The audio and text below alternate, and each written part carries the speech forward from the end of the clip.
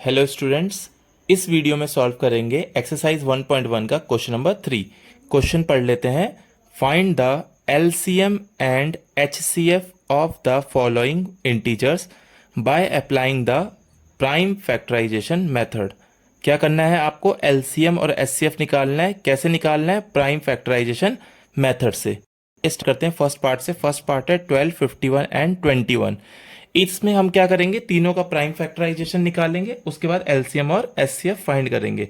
तो स्टार्ट करते हैं 12 से। 12 का प्राइम फैक्टराइजेशन निकाल देते हैं। यहाँ पर प्राइम फैक्टराइजेशन करेंगे। 2 6 12, 2 3 6 और 3 1 3।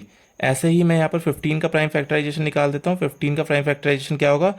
3 5 15, 5 1 5। ये भी हो गया पूरा। अगला चलते हैं 21 का निकालते हैं। 21 का कैसे होगा? 3 7 21, 7 1 7।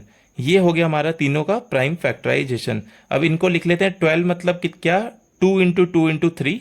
15 मतलब 3 इंटू 5 और 21 मतलब 3 इंटू 7। इसको नेक्स्ट पेज पे लिख लेते हैं अपना अच्छे से। 12 हमारा क्या आया था? 12 था हमारा, 12 को लिख लेते हैं 2 इंटू 2 इंटू 3। 15 आया था हमारा, 15 था, 15 होता है 3 5 15। और अगर मैं बात करूं 21 की, तो 21 था 3 7 21। ये हो गया हमारा पूरा प्राइम फैक्टराइजेशन। इसके बाद अब उन्होंने पूछा है आपको निकालना है एचसीएफ एंड एलसीएम। तो एचसीएफ से स्टार्ट करते हैं। एचसीएफ क्या होता है? एचसीएफ होता है जो तीनों में कॉमन हो।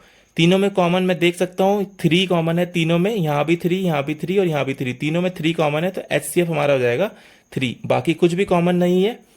एलसीएम की बात करें, नेक्स्ट निकालते हैं एलसीएम। तो एलसीएम क्या होगा? 3 तो तीनों में कॉमन है, तो 3 को तो लिख ही लेते हैं। बाकी जो जो बच गया उस सबको भी लिख लेंगे। 2 इंटू 2, ये दोनों बच गए हैं। 2 इंटू 2 मल्टीप्लाई बाय 3 तो कॉमन था ही, एक बार लिख लिया है 5 और मल्टीप्लाई बाय इसमें से 7। ये आ गया आपका एलसीएम। इसको को मल्टीप्लाई कर लेते हैं। 3 2 6, 6 2 12, 12 5 60, 67 420। तो एलसीएम हमारा कितना आ गया? Implies LCM is equals to, आपने सॉल्व किया, नेक्स्ट लाइन में लिख लिया एलसीएम इज इक्वल्स टू 420।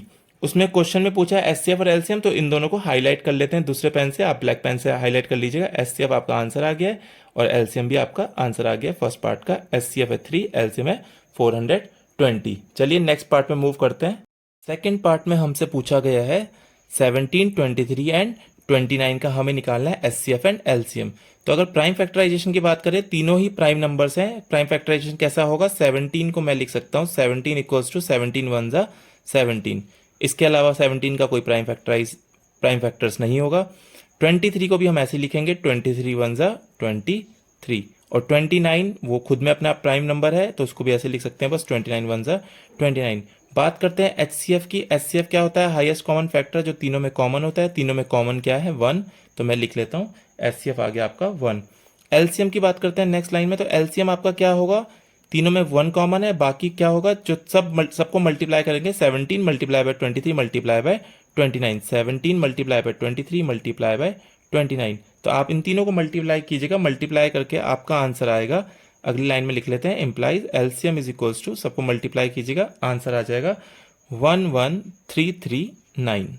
तो ये हो गया सेकंड पार्ट का आंसर।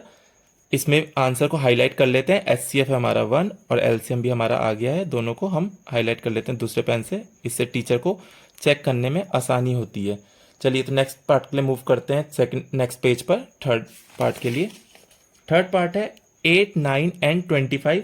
इसका हमें निकालना है प्राइम फैक्टराइजेशन। 8 का प्राइम फैक्टराइजेशन मैं डायरेक्ट ही लिख देता हूँ। 8 होता है 2 2 4, 4 2 8। ये हो गया 8 का प्राइम फैक्टराइजेशन। 9 का करते हैं। 9 होगा 3 3 9 और 25 का क्या होगा? 5 5 25। अब बात करते हैं एचसीएफ की। एचसीएफ क्या होता है? एचसीएफ होता है जो तीनों में कॉमन हो। तीनों में हमारे पास कुछ भी कॉमन नहीं है।